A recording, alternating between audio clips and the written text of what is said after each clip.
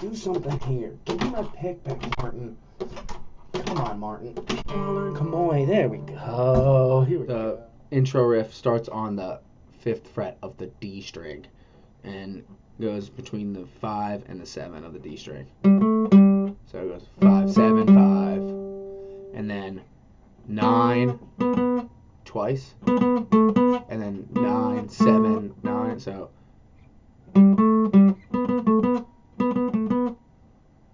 So it's 2 9s and then a 7, then 2 9s again and then a 7. So 9 9 7 9 9 7 9. And then the second variation, instead of starting on the 5th fret, he starts on the 7th fret and it goes. So it's basically the same thing except he starts on the 7 and replies. So it's like the first one is, and then the second one is,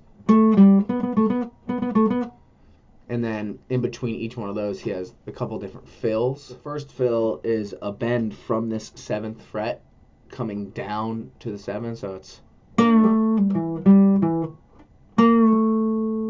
it's you start on you have a pre-bend going on, so after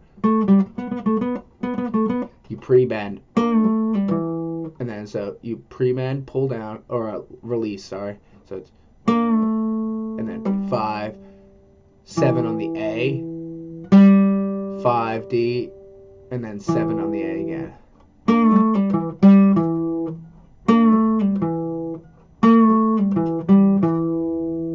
And then it does. Second fill sounds like this, and that is the 9th fret of the G. It's pull off to the 7 on the G, and then hammer, and then play the 9 again, and then 8 on the B, and then hammer on from 7 to 9 again on the G.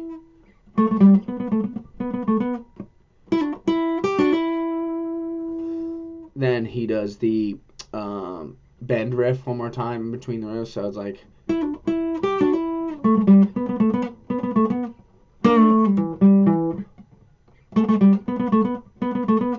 And then there's a space in the last one, and then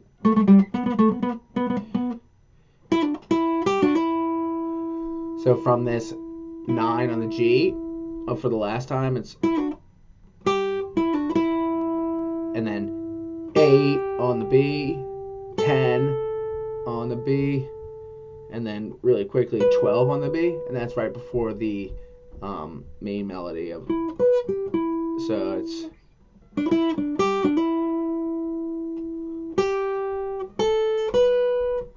The main melody of the song, you want to visualize an E minor arpeggio. So that looks like 14th fret of the D, and then barred all the 12th frets of the highest 3 strings. And that will make it easier to just visualize the actual riff itself. So it starts on the 14th of D, skips a string, does 12 of B. Does that twice. So it's 14 on the D, 12, 12 on the B, then G, and then repeats the 14 on the D.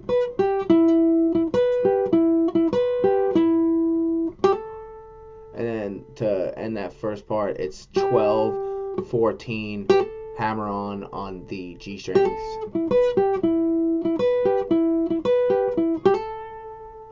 Then he does pretty much the same thing, except double stops or hits twice the 12 on the B. So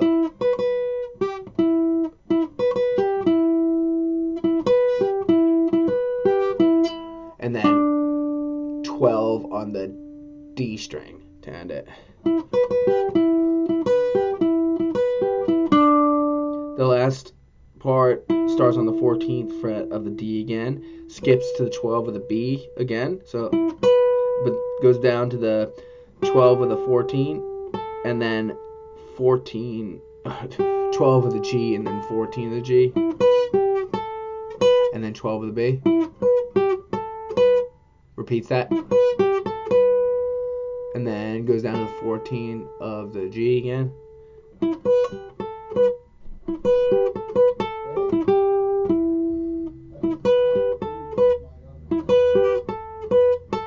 At 14, pull off 12 G, 14 D, 12 G, and then back to the 14 of D.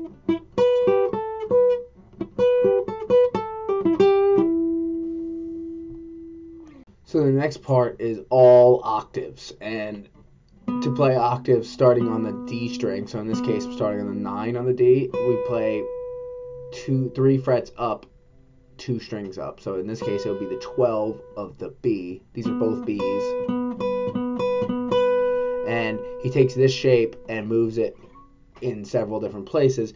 I tend to put my middle finger on these low, like just resting in between this low E and the A, just to make sure that in case I hit it, because I'm doing big strumming patterns here, it doesn't ring out. I'm also muting the other strings in between, like the G and the high E with my other fingers. So it's all about the strumming pattern here. So it's, and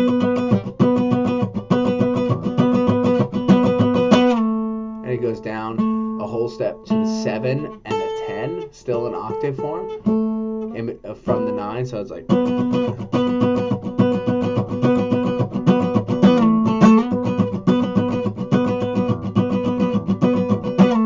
Plays that, he hits it and then slides back into the 9.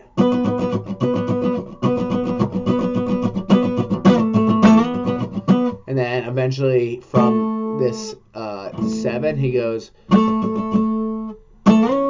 so instead of sliding into the 9, he slides up to the 11 of the D now.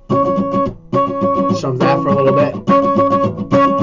And then eventually goes up 1 fret and then 2 more to end it. So it's like 9, 9, 7, 11, 11. Does that for a little bit. And then goes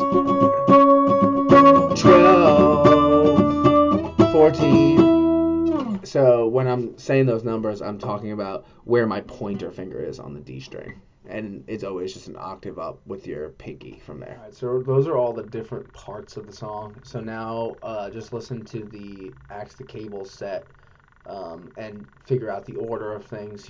All the things I showed you are the parts, but the order gets mixed up. Sometimes they jam it differently, but for the most part, that is everything that's in there. If you guys like this content, please give me the thumbs up and subscribe. I got plenty more where this came from.